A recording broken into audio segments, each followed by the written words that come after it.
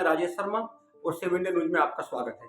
जब हम उत्तर प्रदेश के मुख्यमंत्री योगी आदित्यनाथ की बात करते हैं तो इनकी ताकत का इसी बात से अंदाजा लगाया जा सकता है कि वो पहले हिंदू युवा वाहिनी में रहते थे। उस संगठन को पूरे पूर्वांचल में चलाते थे और हिंदुत्व का ये संगठन था। क्योंकि पूरब का वो छोर ऐसा है, वहाँ जब हिंदुत्व का चेहरा एकमात्र योगी आदित्यनाथ होते थे। तो जब 2014 में उत्तर प्रदेश में योगी आदित्यनाथ हिंदू युवा वाहिनी के साथ साथ उत्तर प्रदेश की भाजपा में प्रवेश करते हैं, तो ताकत का अंदाजा इस बात से लगता है कि वो एकाएक आरएसएस के करीब हो गए और भाजपा के जो अलाकमान थे उनके करीब हो गए। और इतने करीबी हुए कि देर से आने के बाद जो धुरंधर भाजपा के थे, जो पुराने लीडर थे, वो मुख्यमंत्री नहीं बन पाए और उत्तर प्रदेश के मुख्यमंत्री कमान योगी आदित्यनाथ ने संभाल ली। यही नहीं, जब दोबारा चुनाव होता है 2022 में भी फिर वही मुख्यमंत्री बन जाते हैं। क्योंकि इस बीच 5 साल में 6 साल में वो इतनी ग्रिप बनाते हैं, इतनी ताकत बनाते हैं और भाजपा को एकाएक जरूरत होती है योगी आदित्यनाथ की। ये अलग बात है कि अलाकमान के जो 1-2 अलंबरदार हैं, उनकी आंख में कहीं ना कहीं किरकिरे की तरह योगी आदित्यनाथ रहे, लेकिन उनकी मजबूरी थी कि अगर योगी आदित्यनाथ को उत्तर प्रदेश से हिलाया तो भाजपा हिल सकती है और इसलिए वो ताकत वाले नेता हैं, आज हैं। लेकिन जिस तरह योगी आदित्यनाथ की ताकत बढ़ रही है तो दिल्ली में बैठे जो चाणक्य हैं भाजपा के, उनमें कहीं ना कहीं इस बात को लेकर दर्द है, क्योंकि कहीं ना कहीं उनकी बात को इग्नोर किया जा रहा है। अगर 5 मार्च की बात करूं तो 5 मार्च 2024 का दिन ऐसा आया कि जब योगी को अमित शाह के सामने झुकना पड़ा और ये कहें कि जो शाह और योगी के बीच जो सत्ता संघर्ष चल रहा है, कल योगी जी को उनके सामने मात खानी पड़ी। और मात भी क्योंकि जिस ओम प्रकाश राजभर ने 2019 के बाद योगी आदित्यनाथ को बहुत गालियां दी, मंचों से बहुत गालियां दी, यहां तक कहलाया कि मैं ऐसा हाल करूंगा कि योगी अपने मठ में नहीं घुस पाएंगे और न जाने कितनी बातें की। उसको लेकर लगातार योगी के मन में कहीं ना कहीं टीस थी और इसीलिए जब 7 महीने पहले देश के गृह मंत्री और भाजपा के चाणक्य माने जाने वाले अमित शाह जब ओम प्रकाश राजभर और दारा सिंह चौहान को भाजपा में लाते हैं, गठबंधन कराते हैं, तभी से लगातार ओम प्रकाश राजभर और दारा सिंह चौहान को कैबिनेट उत्तर प्रदेश मंत्रिमंडल में कैबिनेट मंत्री बनाने की बात कही जाती है। लेकिन योगी को वो सब गालियां याद थी, वो सब मंच याद थे और वे सब शब्द सूल की तरह चुभ रहे थे जो सपा के मंच से ओम प्रकाश राजभर ने योगी आदित्यनाथ को कहे।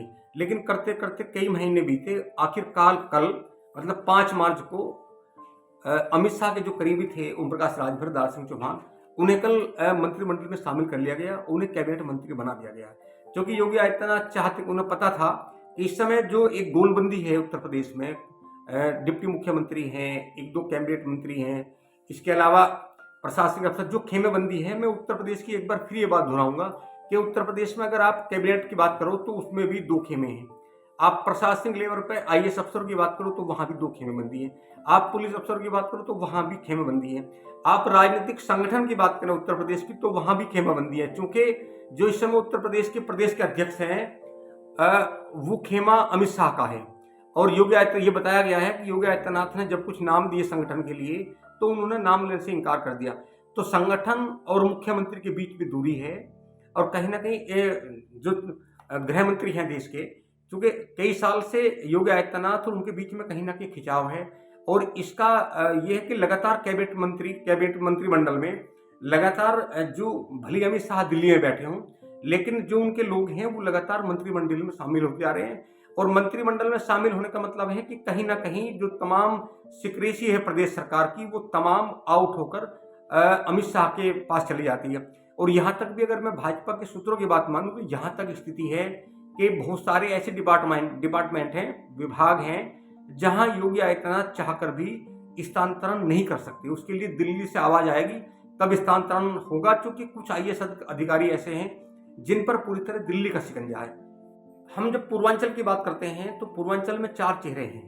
नंबर 1 ब्रजभूषण शरण सिंह, वो केसरगंज से सांसद रहे, वो प्रभावशाली पूर्वांचल में उनका अपना प्रभाव है। दूसरे धनंजय सिंह का एक छोर ऐसा है पूर्वांचल में उत्तर प्रदेश में कि उसका अपना असर है। जब हम ब्रजेश सिंह की बात करते हैं तो एक छोर ऐसा है, वहाँ ब्रजेश सिंह का असर है। एक छोर ऐसा है जहां राजा भैया का असर है और एक छोर में जो ग्रिप है वो योगी आदित्यनाथ की है। तो ये 4 नाम ऐसे हैं, 5 नाम पूर्वांचल के, कि ये उत्तर प्रदेश की राजनीति को तय करते हैं। जहां तक ठाकुर राजनीति है तो ठाकुर राजनीति की ये 5 मोहरे हैं, ये तय करते हैं कि ठाकुर राजनीति किस तरफ जाएगी। लेकिन कल 5 मार्च को एकाएक, मैं 3 दिन की बात करता हूं, जब उत्तर प्रदेश में 51 लोकसभा सीटों के प्रत्याशी तय होते हैं तो एकाएक जो केसरगंज लोकसभा है वहां से ब्रजभूषण शरण का नाम गायब होता है, मतलब सीट को रोक दिया जाता है। ये कहा जाता है कि ब्रजभूषण शरण सिंह पे एक आरोप है और चूंकि रालोद का गठबंधन बीजेपी में हुआ है और कहीं ना कहीं रालोद का ये दबाव है कि जिस पर आरोप लगे महिला खिलाड़ियों के, उसे इस बार भाजपा में शामिल ना किया जाए और भाजपा में प्रत्याशी ना बनाया जाए। तो उसका असर ये होता है, इधर रालोद का गठबंधन होता है और उधर ब्रजभूषण शरण सिंह का नाम रोक दिया जाता है। तीसरा, बहुत दिन से प्रयास करे हुए थे, क्योंकि धनंजय सिंह योगी आदित्यनाथ को गुरुजी बोलते हैं, वो अपना गुरु मानते हैं। और एकाएक ऐसा होता है कि जौनपुर में दूसरे जो महाराष्ट्र में कभी मंत्री रहे कृपा शंकर सिंह वो आ जाते हैं और उनका टिकट हो जाता है। इसको लेकर धनंजय सिंह कुछ नाराज होते हैं और उन्होंने स्लोगन भी लिखा कि जीतेगा तो जौनपुर ही। मतलब उनका आशय ये था कि भले ही भाजपा लाकमान ने कृपा शंकर सिंह को टिकट दे दिया हो, लेकिन चुनाव वो लड़ेंगे, जीतेंगे वही, चाहे वो सपा से लड़े चाहे बसपा से लड़े, क्योंकि अगर वो सपा से लड़ते हैं तो सपा से भी वहां जीतने के आसार है। और ये बयान देने के बाद एकाएक एक न्यायालय से आदेश होता है और 4 साल 2020 में एक कंपनी के मैनेजर डायरेक्टर होते हैं, उनका एक मुकदमा दर्ज होता है, आरोप लगता है अपहरण के प्रयास का, और उसमें दोष साबित हो जाता है। कल ही पुलिस धनंजय सिंह को गिरफ्तार कर लेती है। चूंकि धनंजय सिंह को गिरफ्तार करने का मतलब है कि उत्तर प्रदेश के मुख्यमंत्री योगी आदित्यनाथ को झटका लगना।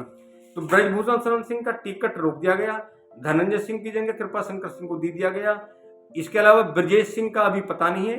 और कल जिस तरह योगी जी के 2 कट्टर प्रतिद्वंदी ओम प्रकाश राजभर और दारा सिंह को मंत्री बनाया गया, एक वो तनाव, दूसरा उनके शिष्य धनंजय सिंह द्वारा पुलिस से गिरफ्तारी, ब्रजभूषण शरण सिंह का टिकट ना हो रहा है, इसको लेके क्या पूर्वी उत्तर प्रदेश की जो ठाकुर राजनीति है क्या उसे छीन भिन करने का प्रयास है, क्या उसे अलग थलग करने का प्रयास है?